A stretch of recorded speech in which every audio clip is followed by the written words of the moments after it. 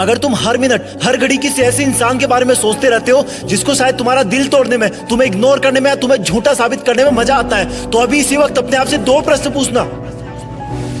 पहला ये कि उस इंसान के बारे में इतना सोचने का टाइम आया कहां से तुम्हारे पास, और दूसरा ये कि अब से तुम इस टाइम का क्या करने वाले हो।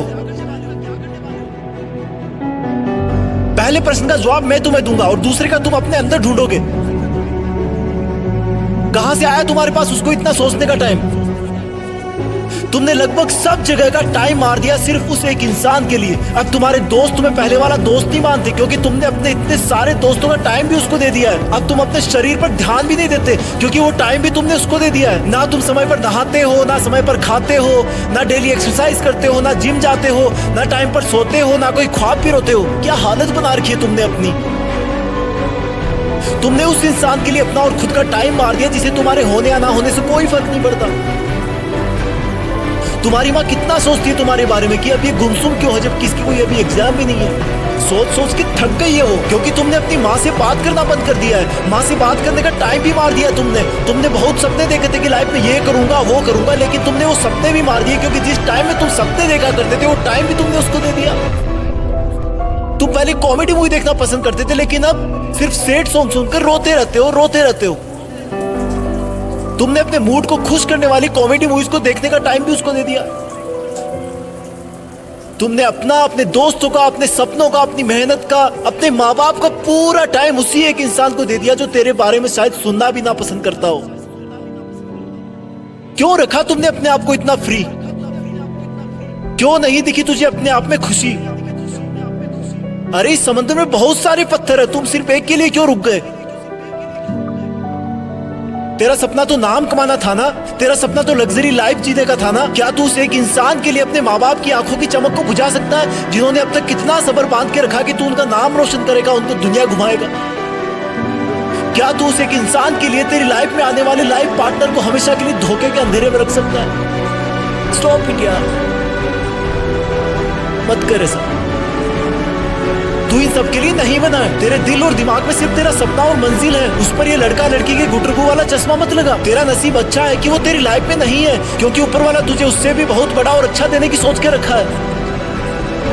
और फिर एक दिन जब तू जिंदगी की आखिरी स्टेज से बेस्ट इन लाइफ का अवार्ड लेकर नीचे उतरेगा ना, तब भीड़ में से सबसे पहले जो लोग तेरा वेलकम करने के लिए आगे आएंगे वो तेरे माँ बाप होंगे, फिर तेरे दोस्त होंगे, तेरे भाई बहन होंगे, तेरे परिवार होगा।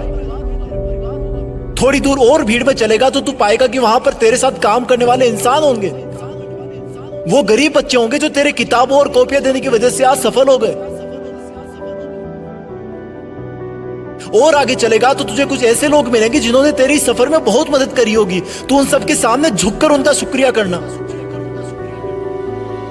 और आगे चलेगा तो फिर अनजान लोगों की भीड़ शुरू हो जाएगी। उसी भीड़ में कहीं थोड़ा सा आगे जाकर वो इंसान मिलेगा जिसको तुम कभी पूरा टाइम सोचा करते थे, जिसकी याद तुम्हें हर वक्त रुलाया करती थी, जिस इंसान ने तुम्हें नीचा दिखाकर नालायक बताकर ठुकरा दिया था, जिसके तुम्हारी जिंदगी से जाने के बाद तुम बहुत रोए थे, जिससे तुमने बात करने के लिए, देखने के लिए कितनी मन्नतें मांगी थी, रिक्वेस्ट करी थी।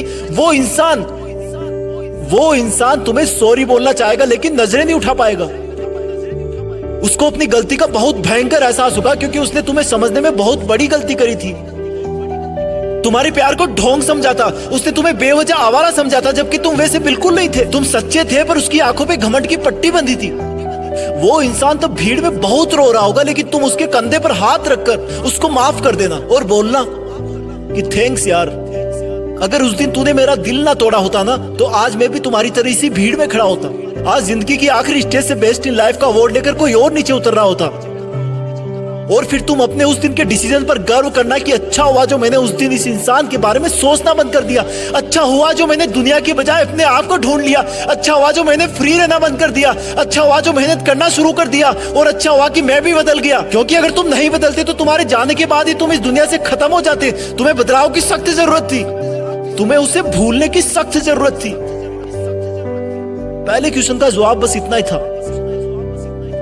दूसरे प्रश्न का जवाब अब तुम्हें अपने अंदर ढूंढना है कि अब तुम उस इंसान को भूलने के बाद उस टाइम में क्या करोगे जिसमें उसको याद किया करते थे। याद रखना, ये जितना मुश्किल लग रहा है उतना मुश्किल बिल्कुल नहीं है। तुम कर सकते हो, यू कैन डू इट। तुम्हारी जीत फिक्स है, तुम्हें करना ही होगा। तुम ऐसे किसी को सोचकर अपना वक्त बर्बाद नहीं कर सकते। तुम्हें खुद को पूरी दुनिया से ऊपर रखना है, तुम कर लोगे। तुम लकी थे कि तुम्हें वो दर्द और एहसास मिला जो तुम्हें रॉकेट की तरह उड़ने पर मजबूर कर दिया। अब तुम्हें कोई नहीं रोक सकता।